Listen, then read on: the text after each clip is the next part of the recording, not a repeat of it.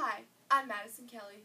And I'm Megan Lilico. And you're watching our breaking newscast about the biggest human trafficking operation in human history. On our show today, we're going to be talking about comfort women. Comfort women were started in World War II by the Japanese military. The Japanese military started forcing women into sex slavery when the morale for the Japanese military was low. So they thought if the sexual needs of the soldiers were met, they would do better in war. These women and girls were forced to endure rape and gang rape multiple times a day. After the war, the women were too ashamed of what happened to them. The first woman to come out in public and say that she was a comfort woman was Kim Haek-sun in August of 1991. And now, we have a testimony from a survivor, Lee Gai-ying. I'm 78 years old. I'm the oldest. In 1937, I moved to a different family because my mother got remarried. I took care of all the kids in this family and often starved. The village got destroyed, and once again, I was homeless. I got sent to work at a comfort house. The owner, Yorimoto, looked out for me. Most of the comfort women would escape. I was hit over the head and raped by a soldier.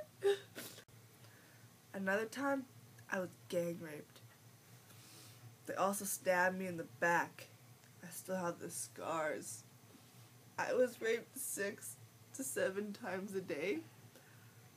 I escaped 6 months later. The woman who failed to escape would scream loudly, then fall silent. They were found dead. Aika, 1926, Kiringa, West Java. After her first husband was shot to death by the Japanese, the young widow Aika was put to work as laundry help in nearby barracks.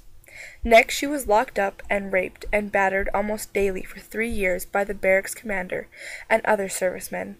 At first, she was still allowed every now and then to walk around the barracks under surveillance. Later, she stayed locked up permanently in one of the barracks. She was beaten often and as punishment regularly didn't get any food. At the end of the war, she went home very thin and sick. My father was already dead then. I was the only child. My mother used traditional herbs to heal my wounds, rubbed me with crushed leaves, and massaged my body. I wasn't able to walk anymore, not even capable of pronouncing my own name. Aika didn't remarry until 8 years after the war, when she was fully recovered and could work again. My husband knew I was taken by the Japanese. I told him myself, but he didn't care.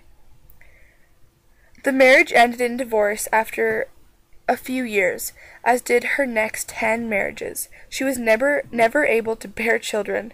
Her womb was damaged by internal injuries sustained at the barracks. She adopted 3 children of her deceased sister.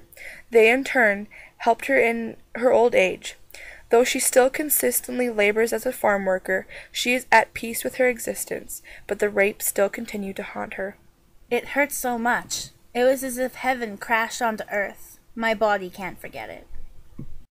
Wagiam, 1929, Tawamangu, Central Java.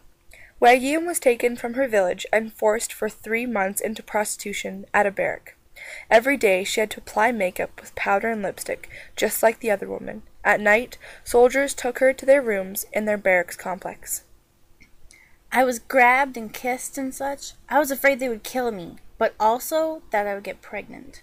She didn't dare try to escape. The barracks were under surveillance. When she gained freedom at the end of the war, it turned out that her younger sister, Semi, and older sister, Tu, had been sexually abused by soldiers.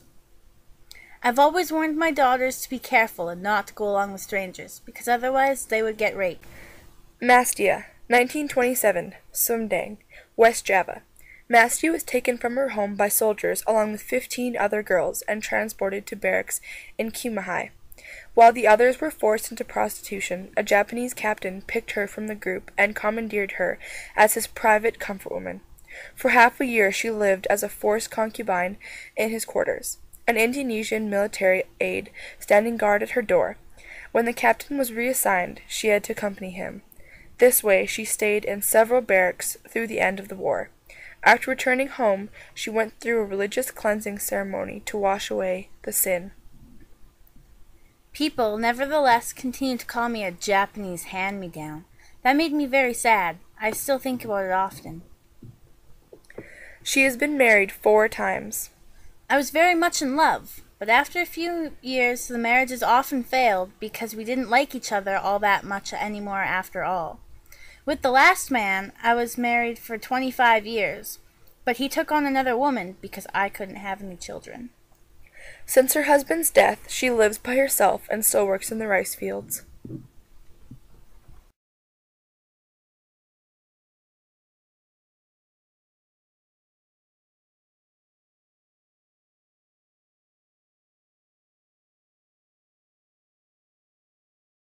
Now that we're back from hearing all those testimonies of comfort women, the governments around the world have tried to pressure the Japanese government into apologizing.